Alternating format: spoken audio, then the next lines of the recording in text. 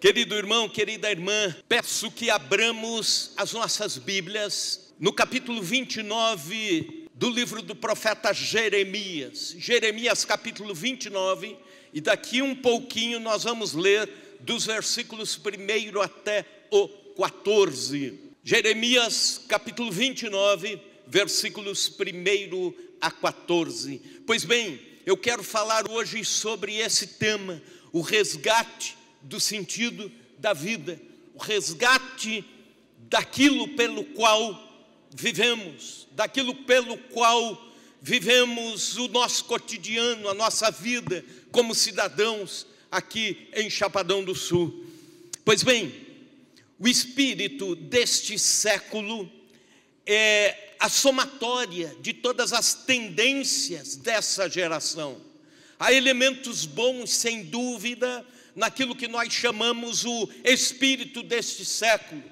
Por exemplo, a tecnologia é uma coisa boa, facilita a vida, a ciência, a medicina, o avanço da medicina, os transportes mais rápidos, tudo isso é para o bem do ser humano, nos ajuda, a comunicação, a internet, conforto e assim por diante.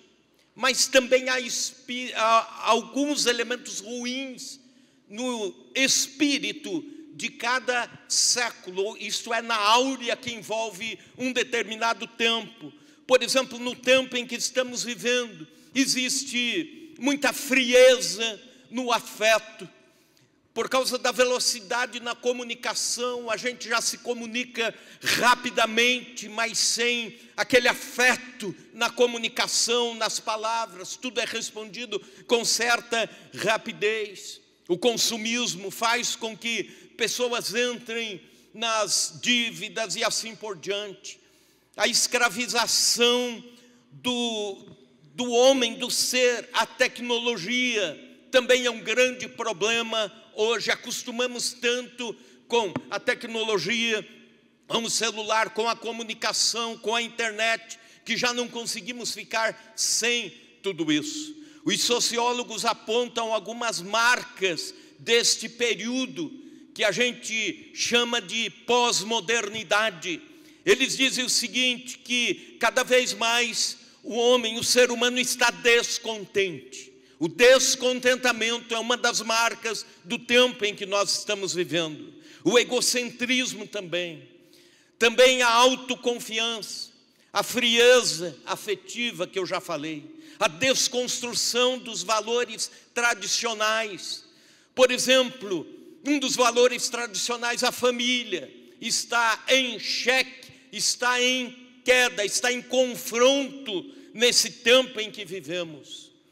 Os absolutos deixaram de ser absolutos e entra uma teoria chamada relativismo, materialismo, consumismo. E uma dessas tendências do nosso tempo, escute isso, é questionar qual o sentido da vida. E quando se questiona, não encontra-se a resposta para isso. As pessoas dizem: para que eu devo viver? Para que eu devo ter ânimo para a vida? Por que eu devo me animar com este ano de 2025? Por que eu devo me animar com a semana que vem? Por que eu devo me animar com o futuro se não tenho sentido para isso ou não enxergo lá na frente? Não vejo alguma coisa tão positiva, tão otimista para o meu futuro.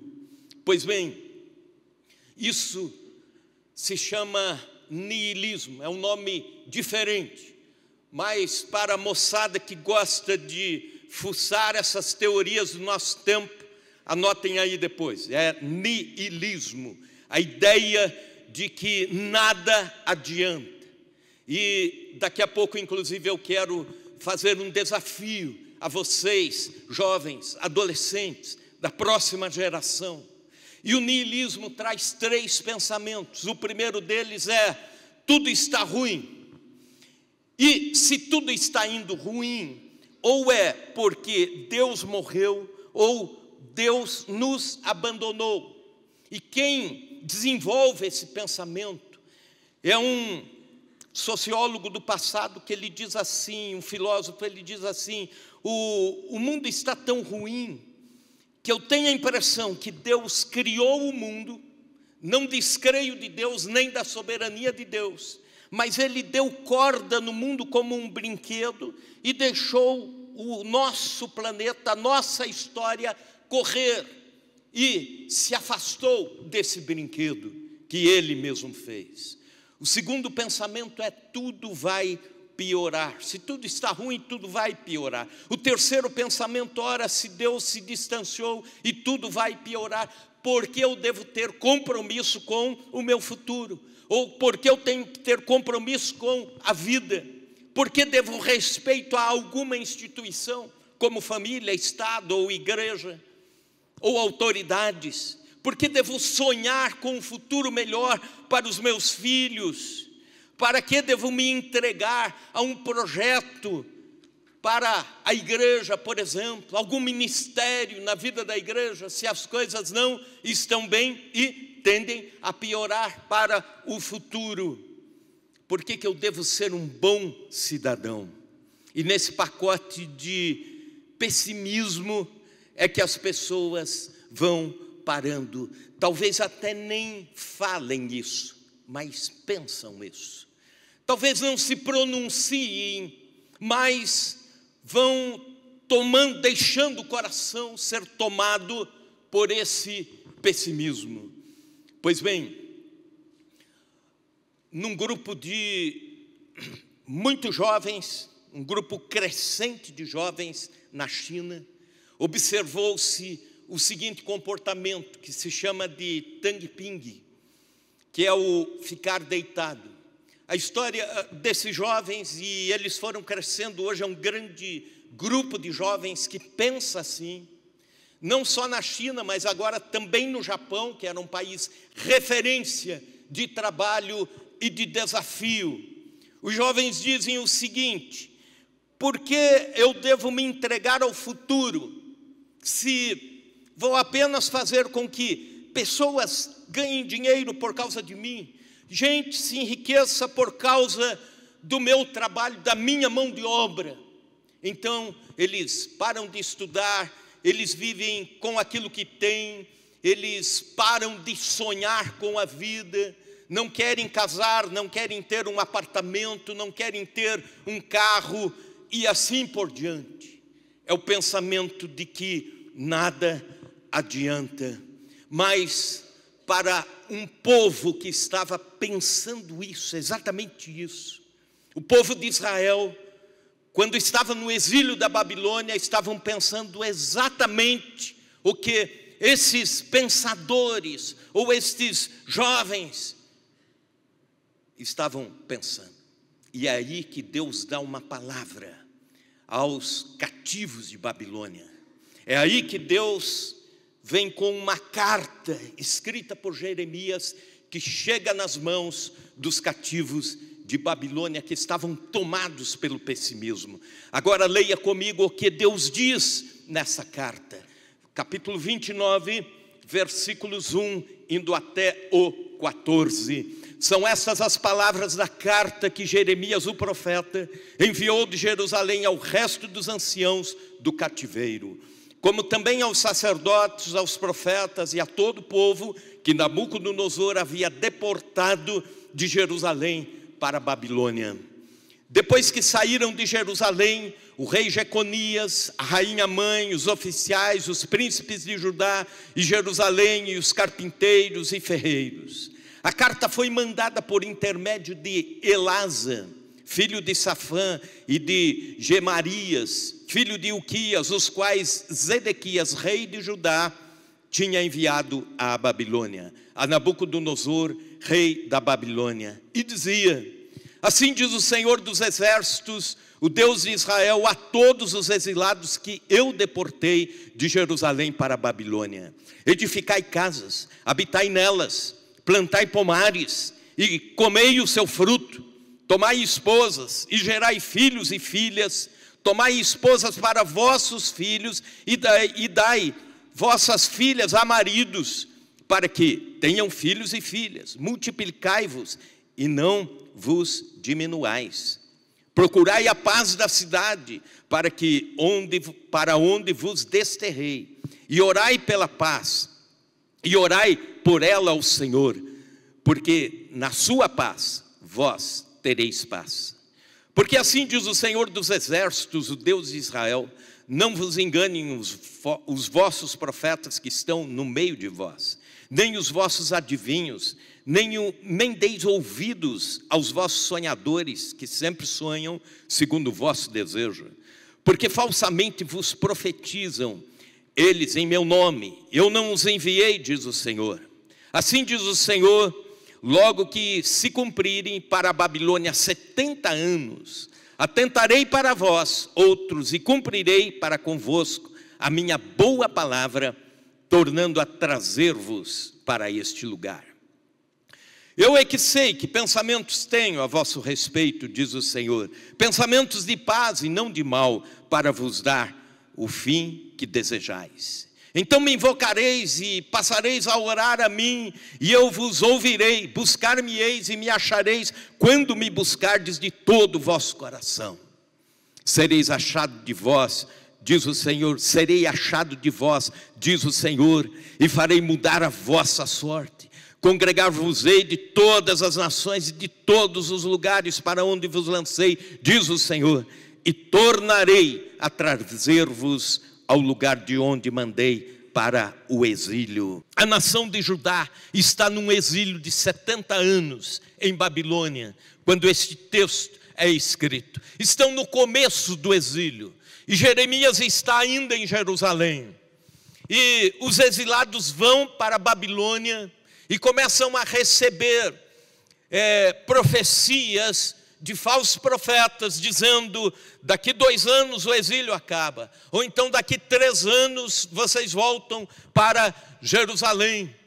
Alguns estão animados com estas palavras falsas, outros já estão confusos, porque o tempo está passando, os 2 anos estão passando, e a resposta não se torna realidade, e eles começam a desanimar para a vida, começam a cruzar os braços para a vida. Pois bem, e é nesse contexto que Deus dá estas palavras a Jeremias, esses 14 versículos, e ele escreve, e um homem chamado Elasa leva esta carta aos exilados. Elasa em hebraico significa Deus fez. O próprio nome de quem está levando a carta já diz algo àquele povo. Mas Deus disse através de Jeremias: serão 70 anos, será tempo longo. Mas o que vamos fazer em 70 anos? Alguns de nós aqui, 70 anos depois nem vai existir. Alguns 70 anos já não voltarão, já não terão vida para voltar, já não estarão vivos 70 anos.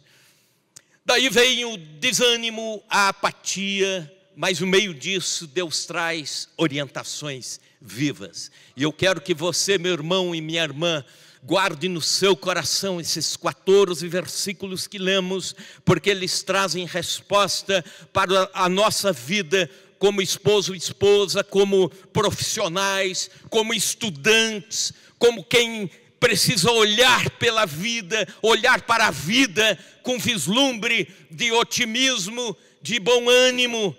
E a primeira orientação que Deus dá aos cativos de Babilônia é: continue a planejar a vida. Veja comigo o versículo 6. Versículo 5. Edificai casas e habitai nelas, plantai pomares e comei o seu fruto. Tomai esposas e gerai filhos e filhas, tomai esposas para os vossos filhos e dai vossas filhas a maridos, para que tenham filhos e filhas, multiplicai-vos e não diminuais. Se eles viverem sob os cuidados do Senhor, o que impede de viver aquilo que não esperava, no lugar onde não esperava, mas sob o bom ânimo da vida, pensando no futuro, arquitetando o futuro? Eles podem até chorar, eles podem até prantear, desde que as lágrimas não impeçam a sementeira. E talvez, querido irmão, você está num lugar onde não gostaria de estar, é a sua Babilônia. Está num lugar onde não planejou estar, a sua Babilônia. Todos nós, em algum momento da vida, temos os nossos exílios babilônicos. Mas eu quero te dizer uma coisa: continue com alegria planejando a vida, mesmo onde você está. Deus dá, por exemplo, orientação para um planejamento imediato. Ele diz: edifiquem casas e habitem nelas. É o imediato. Vai lá no arquiteto, vai lá, começa a construir. E ele não diz tendas, ele diz casas. A ideia, para edificar mesmo, para ficar longo tempo. Plantem pomares, tomem esposas. A ideia de planejamento imediato. Deus dizendo: pessoal, vamos lá, acordem para a vida, para fazerem algo pelo bem de vocês mesmos. Planejamento imediato. Também, Deus é um grande planejador, e Ele dá o planejamento a médio prazo. Comam dos pomares que plantaram, gerem filhos e filhas. E aí Deus já está dizendo para os próximos anos: as arvorezinhas que vocês plantaram ainda vão comer frutos delas.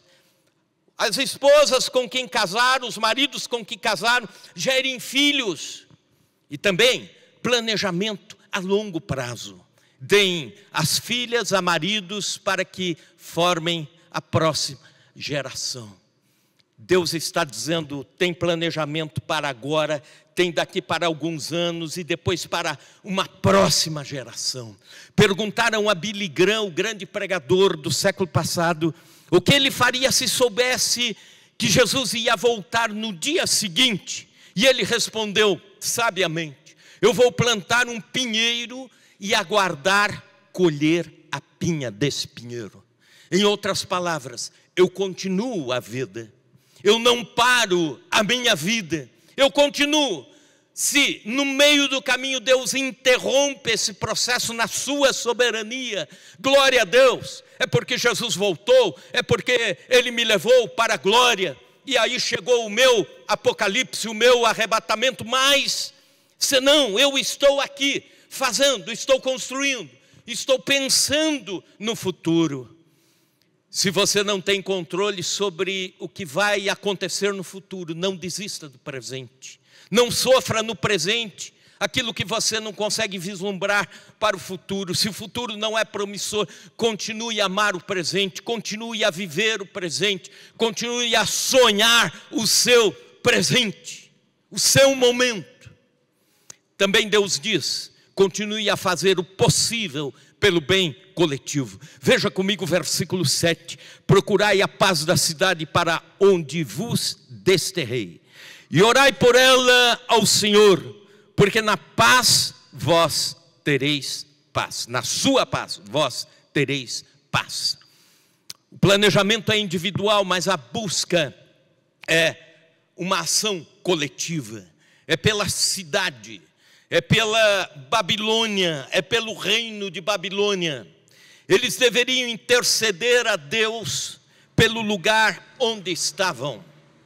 Provavelmente muitos dos exilados de Babilônia tinham raiva da Babilônia, e tinham raiva dos babilônicos, porque os tiraram de Jerusalém e trouxeram para um lugar onde estavam escravizados. E não só isso, mas também mataram parentes, amigos, durante o cerco do exército de Babilônia contra Jerusalém. Mas Deus diz: orem pela Babilônia.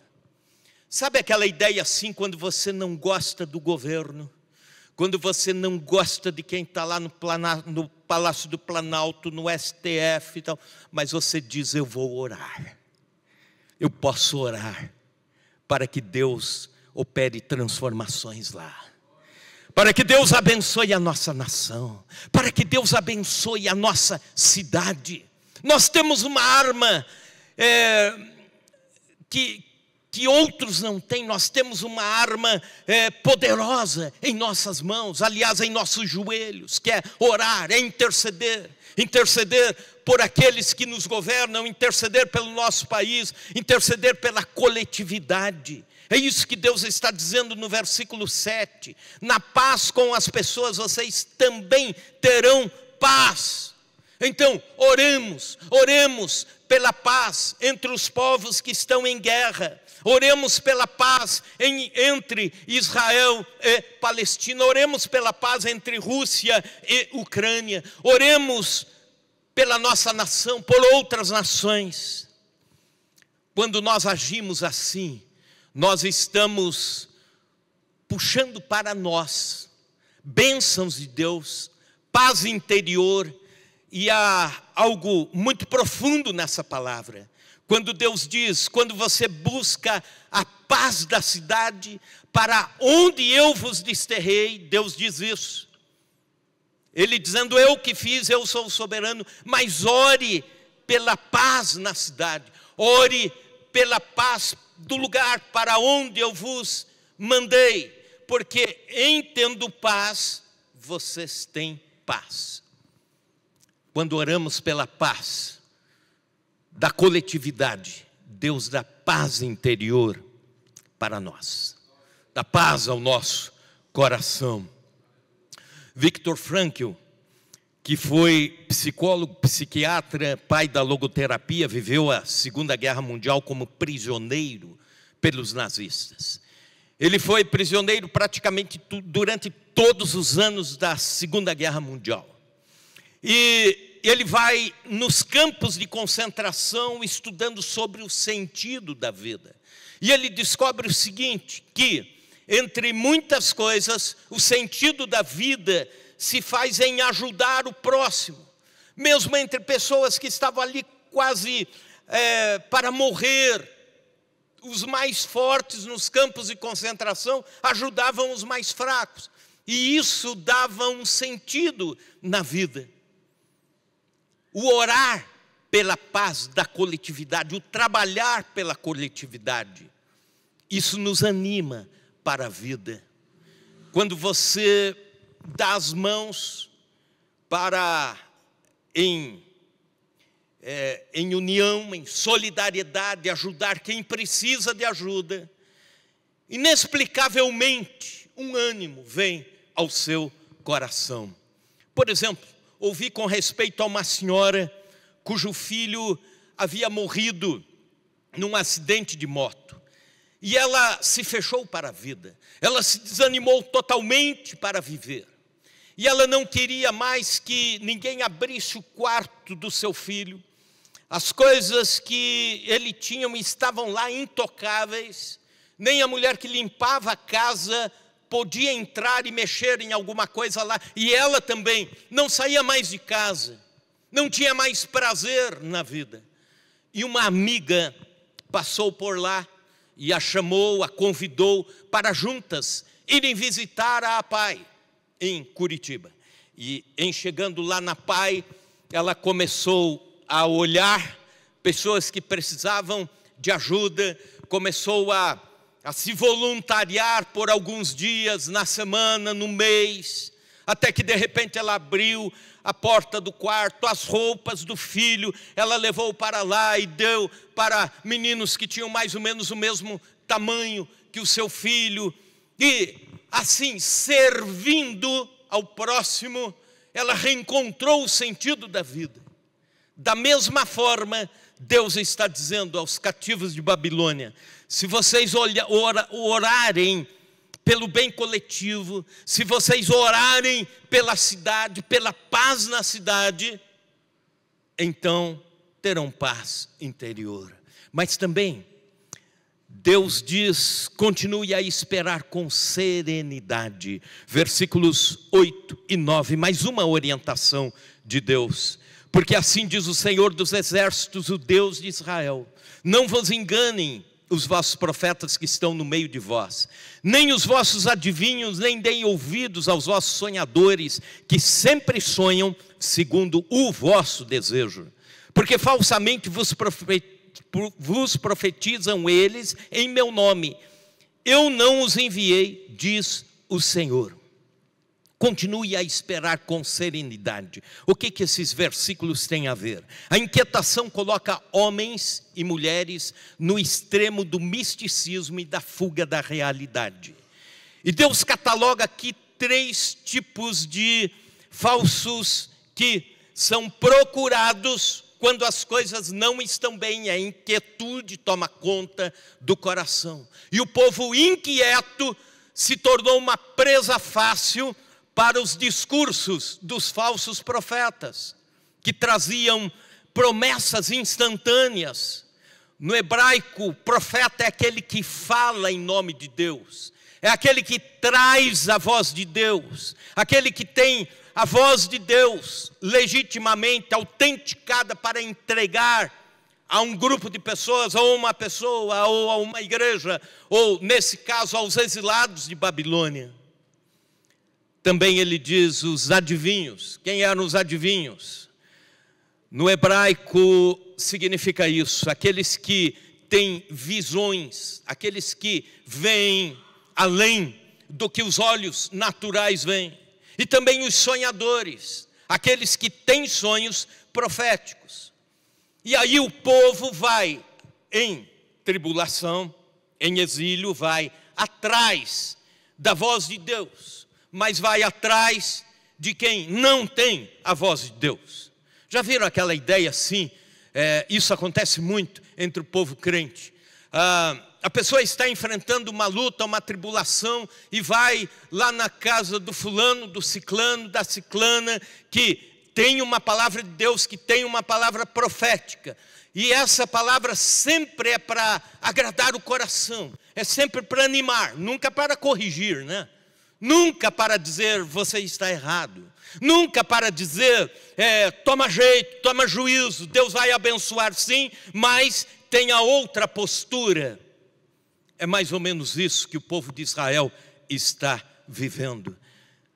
A inquietação tira o senso de realidade, pode afundar pessoas no negativismo. A Babilônia continuaria sendo Babilônia.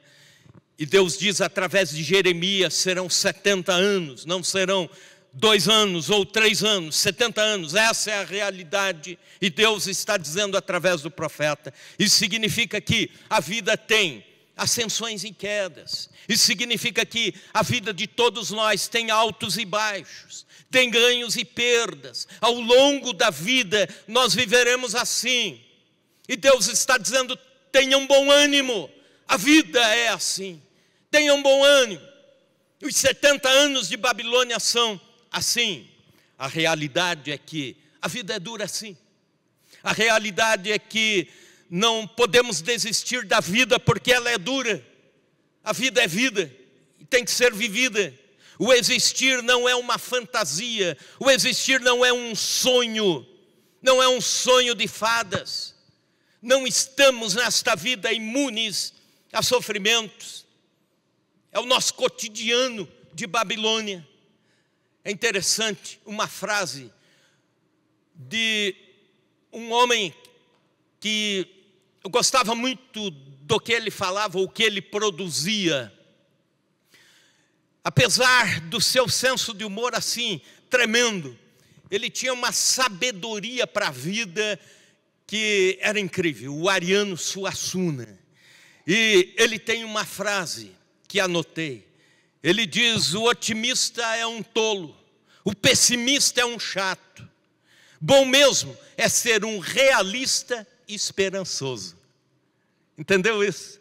Seja realista, mas com esperança. Seja realista, mas esperando coisas melhores na vida. Não seja fantasioso e também não seja pessimista com a vida. Os cativeiros existem, mas nós temos a palavra de Deus dizendo, tem luz no final do túnel. Vai dar tudo certo lá na frente. Erga a cabeça, continue a planejar a vida.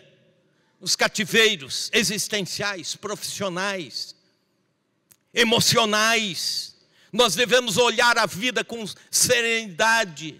não pelas lentes do otimismo, nem pelas lentes de uma falsa realidade, mas também não com negativismo, mas com as lentes da realidade e com esperança também. Quarta orientação de Deus aos exilados. Quarta orientação de Deus a quem não está encontrando o sentido da vida: continue a confiar na soberania de Deus. Veja comigo a primeira parte do versículo 3. A carta foi mandada por intermédio de Elasa. Quem manda a carta é Elasa. Jeremias escreve por orientação divina, e quem leva essa carta é Elasa, que significa Deus fez.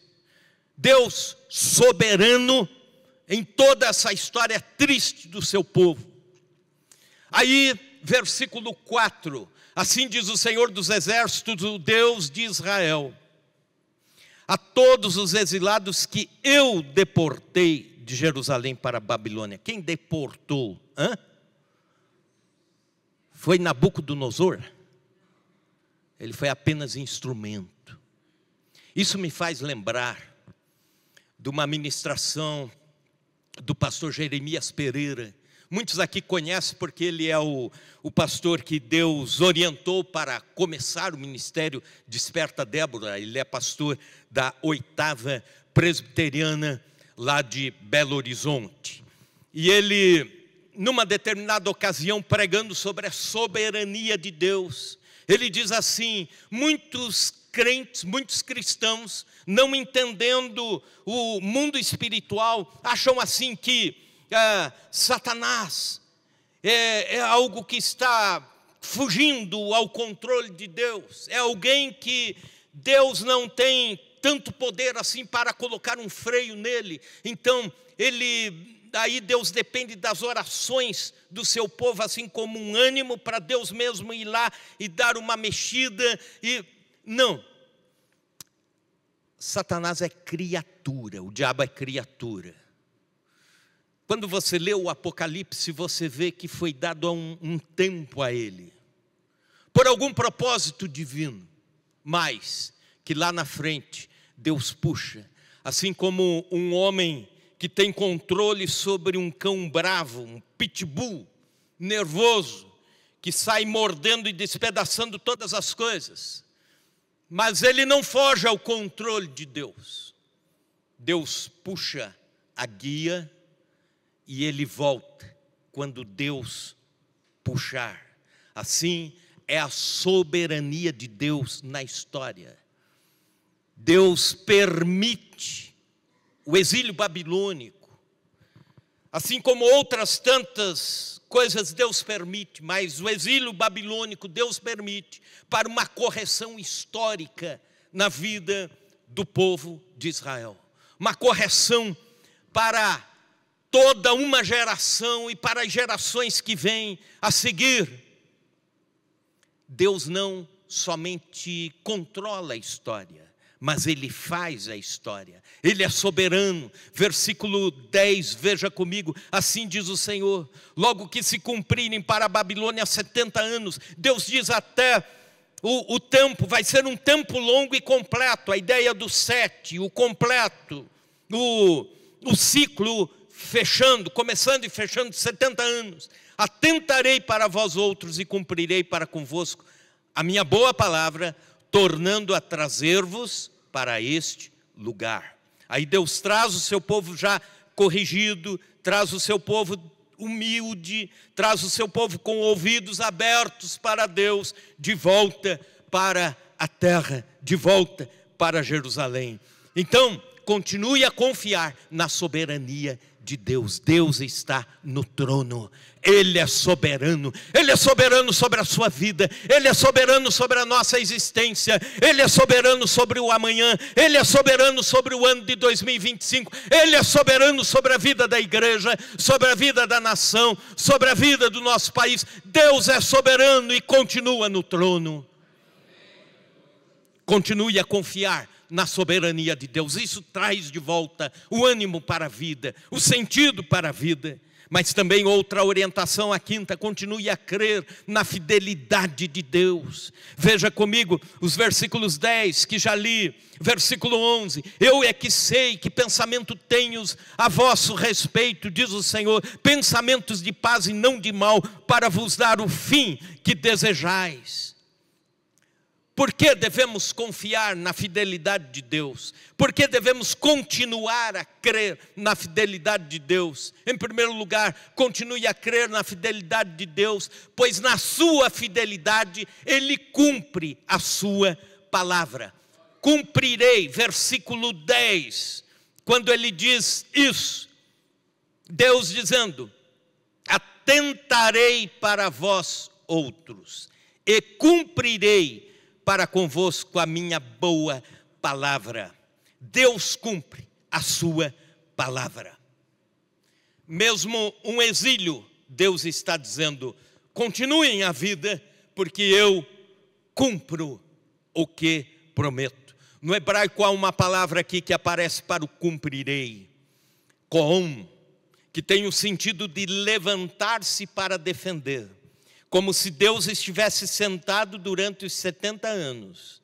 Mas se cumpre os 70 anos, Deus levanta para milagrosamente defender o seu povo. Querido irmão, talvez você esteja enfrentando lutas, provações, em diversas áreas da vida. Não tire essa cena dos seus olhos e da sua mente. A qualquer momento, Deus se levanta e vem defender você. Aleluia, aleluia. É o Deus que se levanta para cumprir. Eu cumprirei. Mesmo nos quadros pessimistas da vida, você pode começar a pensar o contrário. A qualquer momento Deus se levanta e vem ao meu encontro. Continue a crer na fidelidade de Deus, porque na sua fidelidade Deus cuida do seu povo. Eu é que sei que pensamentos tenho a vosso respeito, diz o Senhor, pensamentos de paz e não de mal, para vos dar o fim que desejais. Deus está cuidando de todos nós, e nós pensamos em algumas saídas. E os nossos pensamentos não estão no âmbito, ou no patamar, ou no nível dos pensamentos de Deus. Sabe quando você ora pedindo algo a Deus, e não recebe, e começa a ficar irritado com Deus, e aí de repente Deus dá exatamente aquela solução que você estava precisando, mas de outra forma, de outro jeito. Deus sabe o que Ele faz. Você não precisa dar receita para Deus. Você só ora dizendo, Senhor, está aqui o meu dilema. Senhor, está aqui o meu problema. Senhor, está aqui a minha lágrima, a minha tristeza. Deus sabe o que Ele vai fazer. Deus sabe de que forma Ele vai agir. Ele está dizendo, eu é que sei que pensamentos tenho a vosso respeito. A soberania de Deus em coexistência com os seus demais atributos nos traz descanso para a alma. Deus reina, governa de fato. Nada foge aos decretos de Deus, então tranquilize a sua alma.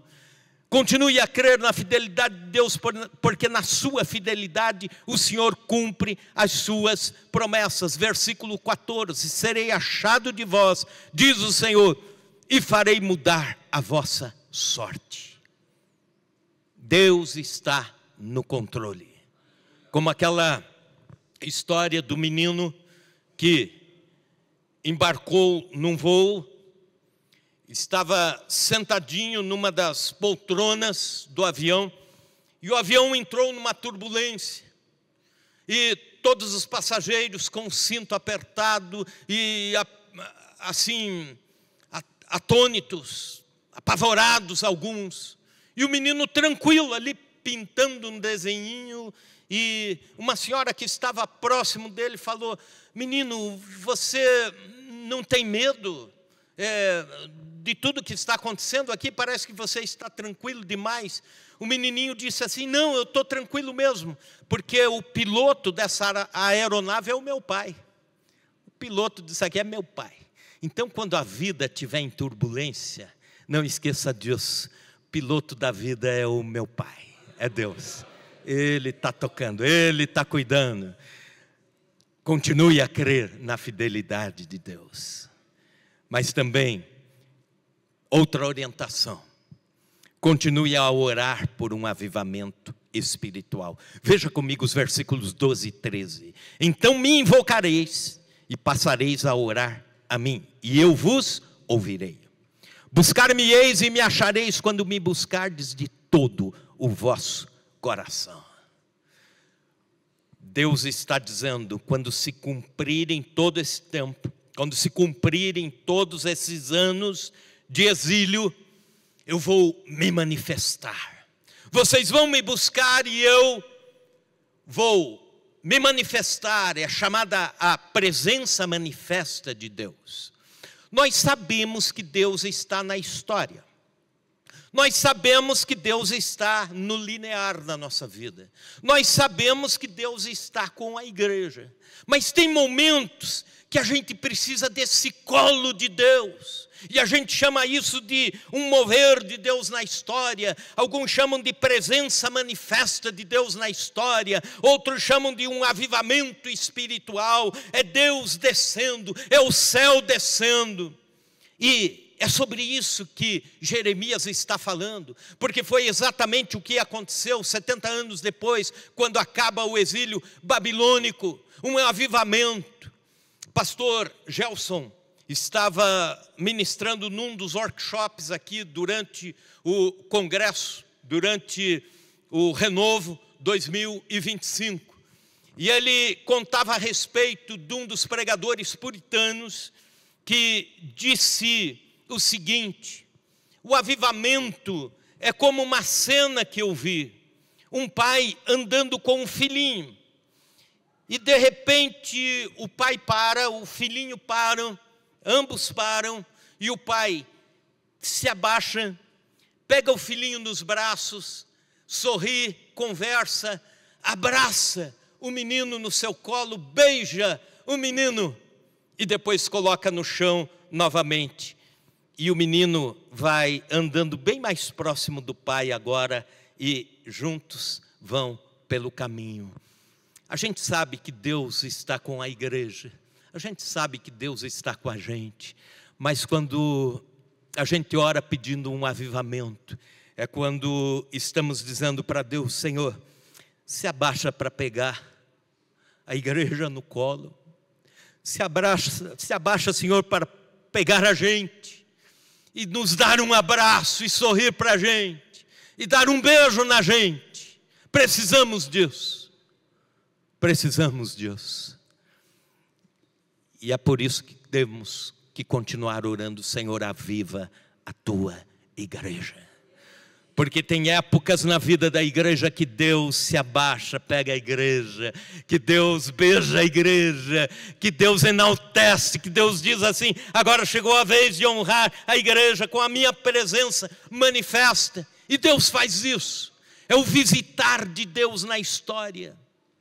Um jovem chamado Evan Roberts, galês, ano de 1902, indo até 1903, mais ou menos.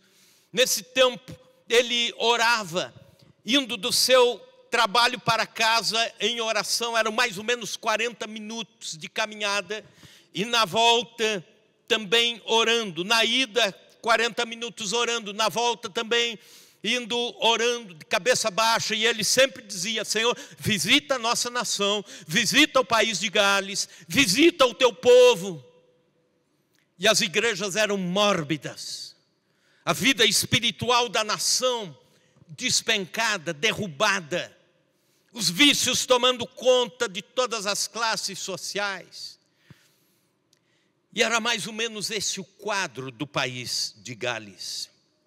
Mas, ano de 1904, Deus começou a visitar e atender às orações. Esse jovem começou a juntar-se com outros demais irmãos e orar em reuniões de oração, num lugar, em outro lugar, e Deus começou a operar. Houve um mover do Espírito Santo, resultado, Alguns anos depois, aproximadamente 5 anos depois, o país de Gales já tinha conquistado para Cristo, a igreja do Senhor, aproximadamente 100 mil pessoas convertidas no país inteiro. Há histórico de cidades que fecharam todos os seus bares, prostíbulos. Os jogos de futebol foram transferidos do domingo para o sábado ou no meio da semana, porque ninguém mais ia assistir o futebol, porque queriam vir cultuar a Deus. Deus era a prioridade. Deus visitando a nação, Deus transformando. Igrejas que tinham um culto por semana, e apenas um pastor, ainda com pouco trabalho, precisaram mudar para terem 5 cultos a cada domingo e reuniões de oração durante a semana, e terem outros tantos pastores para visitação, para o discipulado e assim por diante. Deus visitando a nação. Resultado disso, a própria economia do país de Gales mudou para melhor. O nível de honestidade e transparência mudou, e mudou para melhor, porque Deus visitou a nação. Então, orientação de Deus: continue a orar por um avivamento espiritual. Deus quer visitar o Brasil, Deus quer visitar a nossa nação. Sétima e última orientação: continue a manter a esperança. Versículo 14: serei achado de vós, diz o Senhor, e farei mudar a vossa sorte. Congregar-vos-ei de todas as nações e de todos os lugares, para onde vos lancei, diz o Senhor, e tornarei a trazer-vos ao lugar donde vos mandei para o exílio. O niilismo, aquela filosofia que falei, prega a desesperança. A ideia de que Deus está nos abandonando. Deus nos deixou como aquele criador do brinquedo e está cuidando de outras coisas no universo. E isso faz com que algumas pessoas, perdendo a esperança, começam a negar a vida, negar a fé, se afastar de Deus. E a nossa esperança deve ser renovada sempre no Senhor. Salmo 31, 24. Sede fortes e corajosos, vós todos os que esperais no Senhor. Então, quando esperamos no Senhor, nossa força, nossa coragem é renovada. É o apóstolo Paulo que, escrevendo aos Coríntios, 1 Coríntios 15, 19, diz: se a nossa esperança em Cristo se limita apenas a esta vida, somos os mais infelizes de todos os homens. E aqui ele está falando a crentes que têm a esperança em Cristo. Não estão dizendo que perderam a esperança em Cristo, mas apenas para essa vida, apenas para o imediato. Porque tem cristãos que são assim, são cristãos e se importam com a fé, com buscar a Deus, mas pensando apenas para que Deus resolva as coisas lá do INSS, para que se aposente, ou então para que tenha o carro novo, ou compre a casa nova, ou fique livre da sua doença. A sua esperança está apenas naquilo que é visível, o imediato. E é na hora que se perde a esperança, que se conhece quem é quem. Mas também na hora da esperança se conhece quem é quem. Dizem que os fracos desanimam na espera. Os traidores se cansam de fingir na espera. Os levianos mudam de posto na espera. Os impacientes se irritam na espera. E pouco a pouco vão ficando somente os fortes. Então, não perca a esperança. Continue a esperar em Deus, para que você esteja entre os fortes, entre essa última classe. O espírito desse século está dizendo aos ouvidos, e dizendo aos ouvidos dos jovens e adolescentes dessa próxima geração: desista do futuro, as coisas não vão ser fáceis não, desista da vida, ou vá levando com a barriga, Não pense em trabalho, não. Não pense tanto em faculdade, não. Não pense tanto no futuro, não. E Deus está dizendo exatamente o contrário hoje. Continue a planejar a vida. Deus está dizendo, faça o possível pelo bem coletivo. Deus está dizendo, não se encante com otimismo excessivo, seja realista. Deus está dizendo, tenha em vista a soberania. Deus é soberano. Continue a orar por um avivamento espiritual e mantenha viva a sua esperança.